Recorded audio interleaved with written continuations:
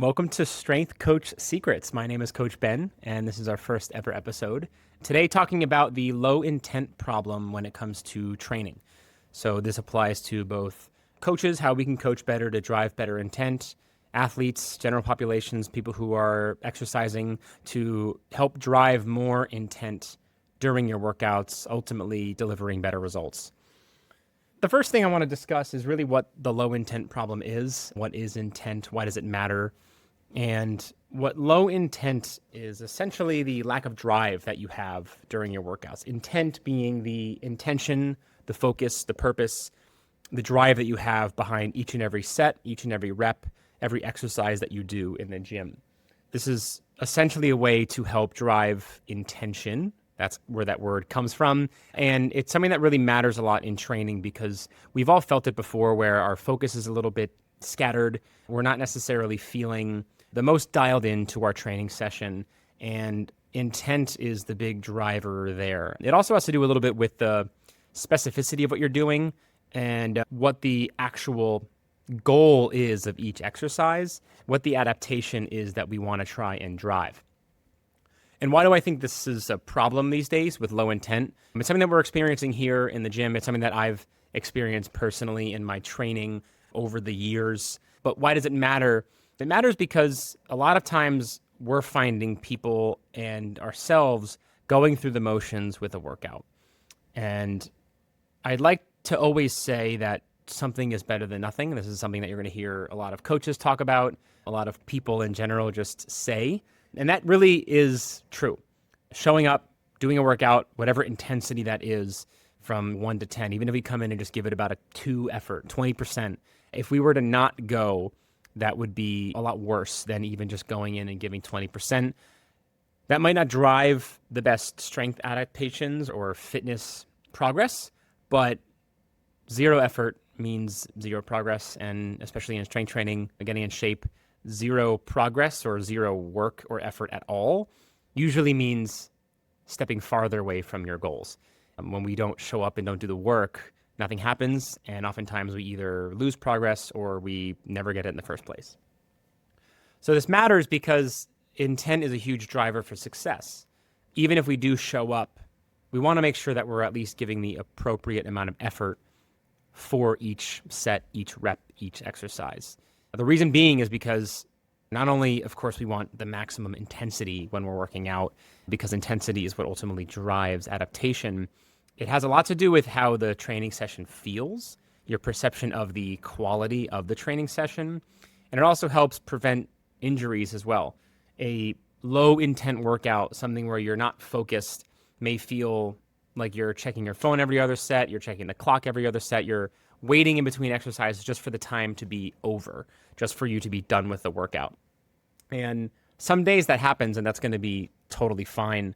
But when we're not necessarily connected to the specific workout that we're doing, A, it could mean quite a few things in terms of how that workout's actually constructed and if you're enjoying it or not.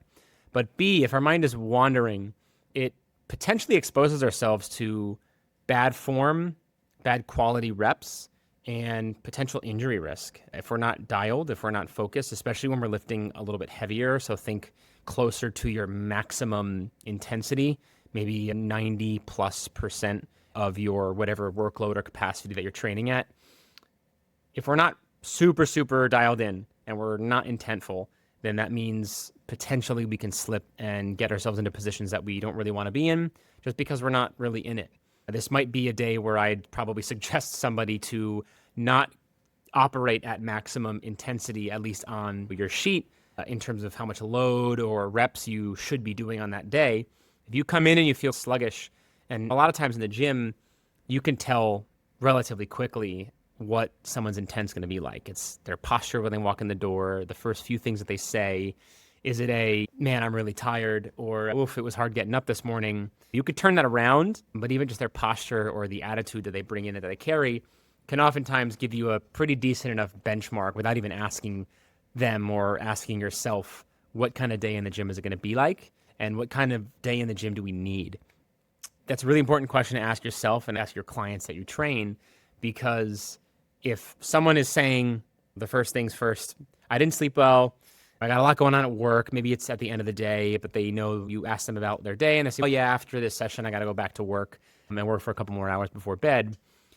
Unless you're very good at what you do, which may very well be, and we oftentimes can navigate around that, that person's mind is likely going to wander during that session back to what they were doing beforehand, which is work. They might be literally on their emails, on their phone in the car, waiting for their session to start, and then putting their phone down, getting to training, checking in between exercises, and never really arriving into that kind of flow state where the outside world doesn't exist. That right there, if you, let's say, planned a day to do maybe a 2 or 3 rep max, meaning you're operating at pretty high intensity for, let's just say, like a back squat, not necessarily going to throw that all away. It's also important to let people come into their training sessions. So we want to make sure that we focus on the warm-up and having an effective warm-up to gear themselves up, to charge themselves up.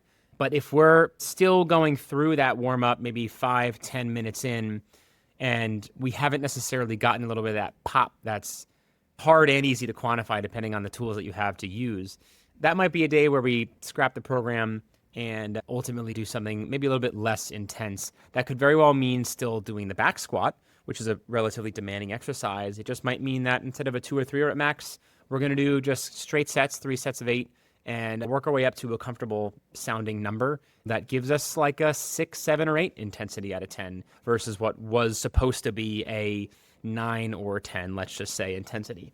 Now, we discussed what low intent looks like, right? Distraction, looking at your phone, maybe sets that don't feel very hard because you're not putting a lot of weight in your hands. Maybe your coach isn't necessarily trusting that you're really dialed in and focused despite their best efforts. Or it might mean that the sets feel a lot harder than they should because your mind is also not in it, right? There's a lot of central nervous activity that happens when you're exercising, especially operating at higher intensities, that dial you in. Adrenaline spikes up, your cortisol spikes up, blood pressure rises, but it's meant to help you focus in.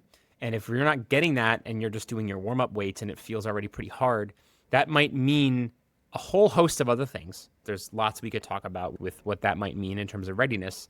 But if you also feel distracted, that could be a good sign, let's just say, that your intent may be low or it may be low as the session progresses.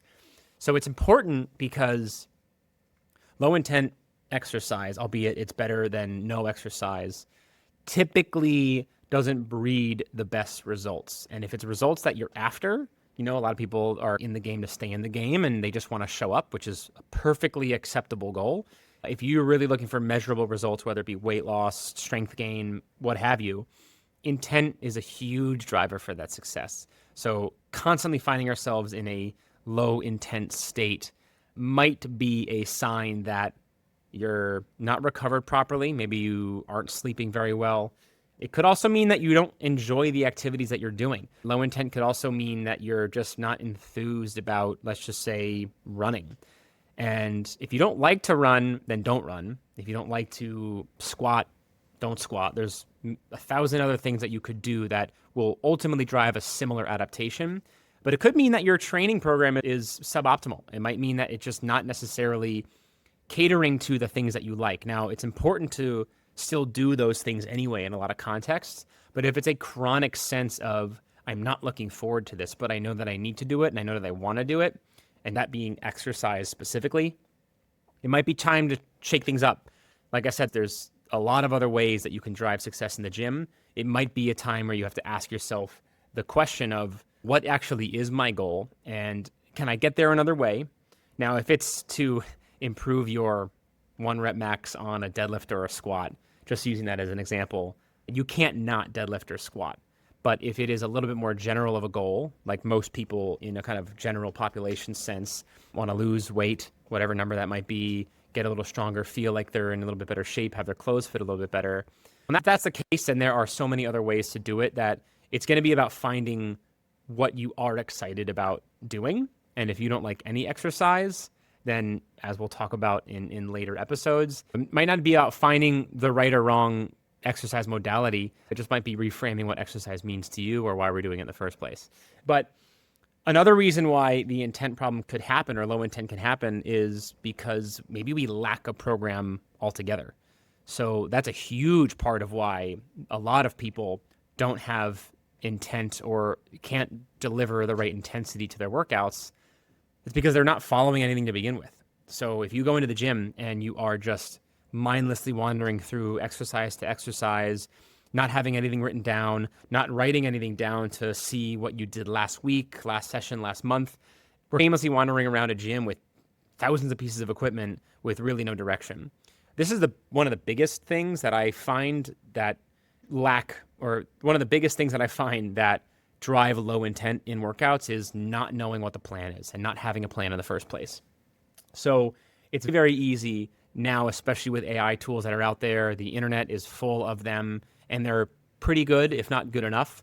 Programs that you can follow for free. We offer them ourselves as well that are really personalized, but things that you can follow at least session to session. It doesn't necessarily have to be a 12 week, 6 month, year-long plan, but just stepping in the gym session to session with a plan of attack will help you drive more intent. It makes the session more focused. The machines that you need, the equipment that you need, you go in, bang, you focus in, you dial out when you're done. That's a great way to drive better intent. So lacking a plan is a huge reason why people have low intent. But something that's a little bit more, let's just say on a macro societal level, something that I'm finding that I'm curious to hear more about with low intent is that I think we are living in a fitness world that does not necessarily prioritize, or at least it doesn't in reality, even though we claim to, prioritize sleeping properly, focusing on minimizing stress or using tools, medication to lower your level of stress, and ultimately being happy with where we're at, being happy with seeing slow and steady progress.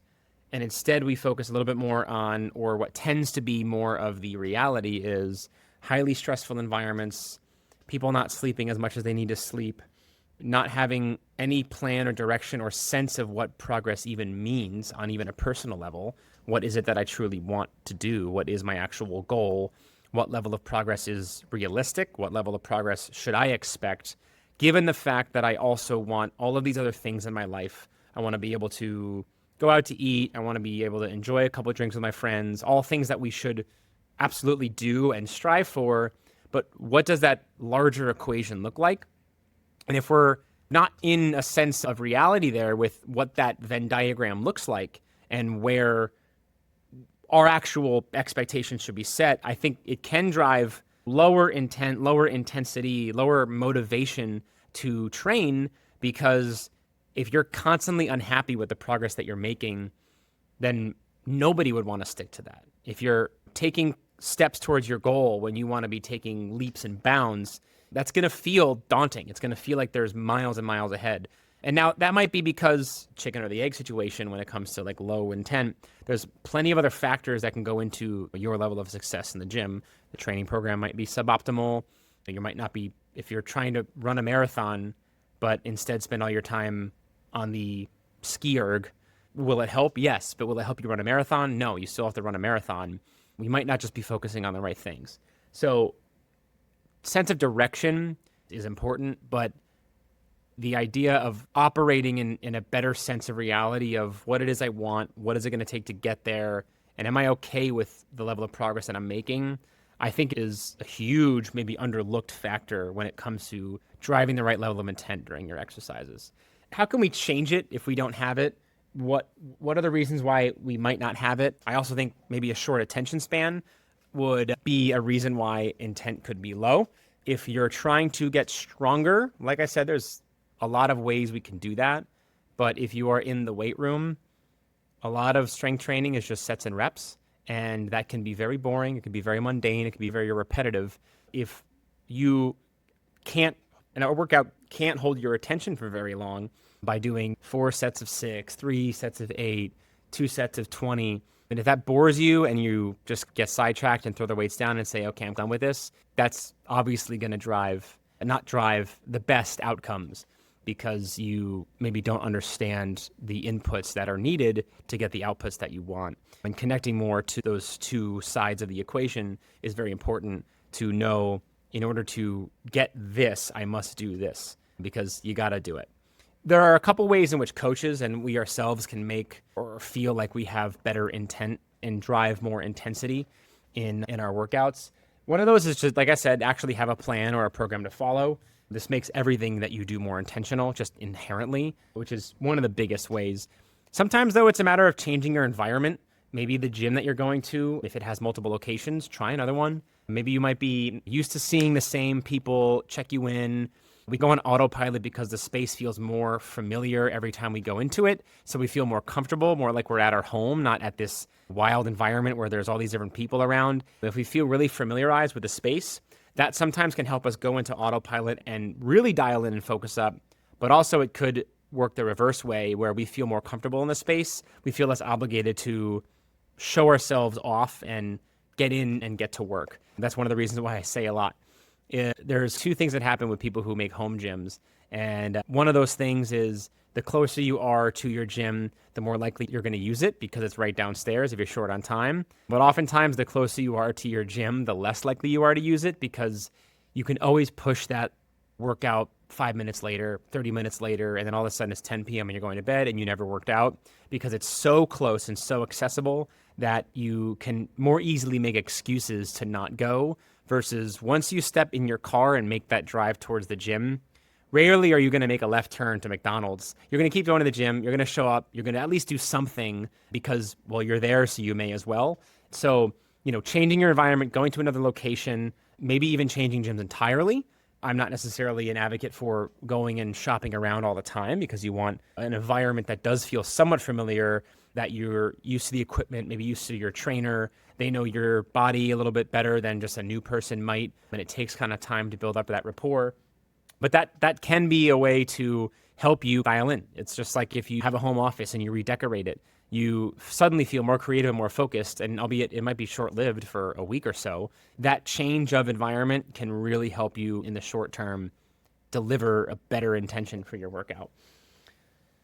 You can also change in novel ways. So one of the things that, I recommend is adding variety to your workout, not so much that it creates a new workout every single time, but every single session working on maybe one quality, one exercise, one modality that is skill creation that you've never done, that you're bad at, that you can do with light or manageable weight and learn something. So that's going to keep your brain a lot more active into the workout, especially when you're putting it in your warm-up.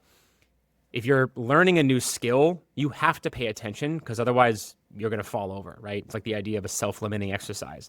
If I have no idea what I'm doing, focus is necessary to learn the thing.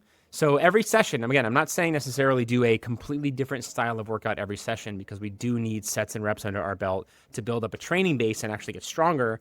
But try something new every session, or try something new with your client every session, or maybe every other or once a week to allow them to lean into something different, which might keep their attention a little bit longer and serve as a really good warm-up so that then when you get to your working sets, they're bought in, they're entering in that sort of flow state, their focus is a little bit more dialed, and you'll have a more productive session that way.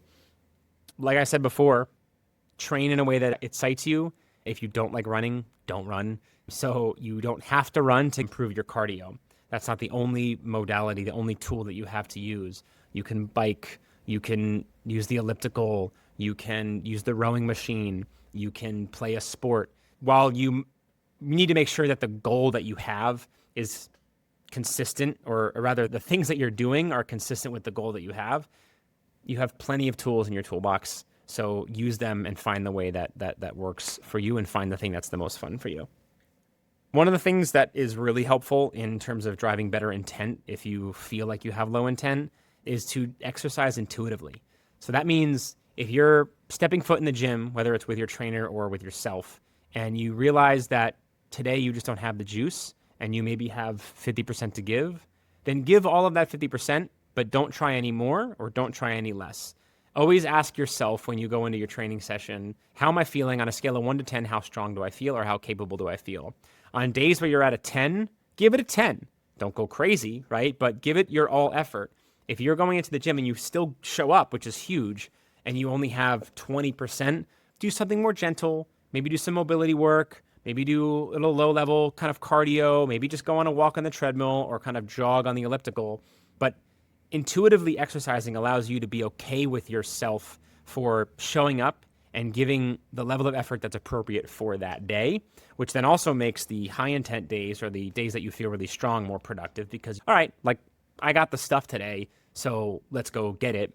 And then you know that tomorrow, if it's not the same way, you're still going to show up and do it, which again, that whole something is better than nothing mentality really rings true. But intuitive workouts can really be an awesome way to help you stay more focused because you know that maybe you only need to give 20% focus because it's a 20% day and you're not trying to force something that isn't there. The last thing is to get some sleep. Low intent is oftentimes, almost always attributed to, in some sense, to the lack of sleep that you have. Our focus is lower, our cognition is lower, our reaction time is lower, our executive function's lower and worse. Sleeping will be a huge way to drive better focus and better intent for your workouts, and that's huge. To summarize how this can apply to your training in everyday life, try to at least have one high intent set per exercise versus 10 sets of low intent exercises. I'd rather take one really strong set than 10 kind of weak sets. So if you can, dial it in for that just one set, and that'll be awesome. It'll stimulate you, it'll get you going, and a lot of times 1 or 2 working sets that are really hard are going to be more effective than 5 that are just lack of effort, maybe 50 or 60%. If you feel like you're going through the motions, try to make sure that you're working on some of the things that we talked about, because going through the motions in training and life means lackluster results. You need to actually care about the things that you're doing to actually make a difference.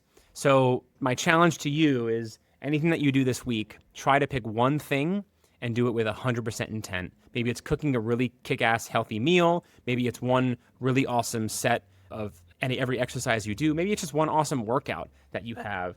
Maybe it's going to the grocery store with a predetermined recipe list that you have and kill that. You don't have to have intention and intent just be about exercise, but try to drive better and higher intent with everything that you do. This has been Strength Coach Secrets with Coach Ben.